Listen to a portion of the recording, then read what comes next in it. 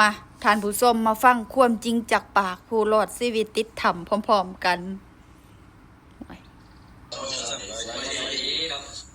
วันนี้คิดว่ามันเรื่องค่าของใจจากอันโลกโซเชียลเนาะอันที่มีในนี้ปัญหาคนจิตเอามาจากทำเสียงขึ้นก่อนอันหลายประเด็นที่ว่าโพตรงกันกับเอาในแดนกับมืดเนาะเราคนละอย่างเดี๋ยวว่าสัมผัสตอนนั้นนะเดี๋ยวนี้เจอออกมาเบ้าเป็นความจริงเลยเนาะนั่นก็คือว่าเขาไปเห็นอย่างอยู่ในหั่นแม้ว่าทำอีกก็มีคุ้มน้อยๆเนี่ยเขาไปเอาตัวเกียร์แล้วมาเอาดินออกมาแล้วมีคำมีให้คำเขาเจ้าได้เขาไปเอาคำเทพอันนี้นะครับเขาไปเอาคำแล้วเขาเจ้ามาแล้วแต่ฝนตกปัดปิดให้ก็เลยไปยังมีแต่รอชีวิตออกมาได้เรื่องที่สองนี่ก็อยู่ในหั่นเลยนะครับที่อยู่ในหั่นกินบ้างเดียวอันนี้ก็กินหน่อยนึงเนาะก่อนทุกวันเต้นก่อนนึงก็วันไหนกินหลายดอกกินไม่หอนคำคนละพวกมือนี่จะมากินวันไหนเลยเนาะอันที่มีในนี้ปัญหาคนจิตที่เอามาจากทำโอทีรอดชีวิตออกมาเนาะจะมีอันหลายประเด็นที่ว่าโพตรงกันกับเอาในแดนกับมืดเนาะ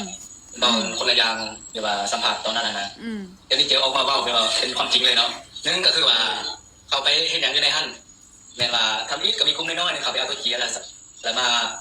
เอาดินออกมาแล้วมีคำมีให้คำเขาเจ้าได้เขาไปเอาคำเทพอันนี้นะครับเขาไปเอาคำแล้วเขาเจ้ามาแล้วแต่ฝนตกปัดปิดให้ก็เลยไปยังมีแต่รอชีวิตออกมาได้เรื่องที่สองนี่ก็อยู่ในหั่นเลยนะครับที่อยู่ในหั่นกินบ้างเดียวอันนี้ก็กินหน่อยนึงเนาะก่อนทุกวันเต้นก่อนนึงก็วันไหนกินหลายดอกฟังทั้งสองหอบแล้วทุกคน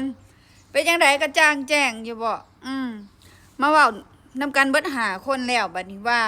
เขาไปเอาตัวเจียเนาะเขาไปเอาตัวเจียเนาะบ่ได้ตั้งใจไปสอกหาคำดอกเนาะอันกินไม่ฮอนคำเขากินอยู่น้อยนึงว่าสันมีผู้กินอยู่น้อยนึงแต่ว่าก็บ่ได้กินหลายบ่ได้กินเบิดทุกคนมีคนอื่นผุ่นเขาเอาอันดินที่ว่ามีแห่คำติดมานำแต่ว่าเจ้าของก็ฮักเขาไปเถื่อทำอิฐและก็ถึกน้ำท่วมจอยสรุปว่าจังสันเด้เสื้อบ่เสื้อก็แล้วแต่ซุมเจ้าเด้อ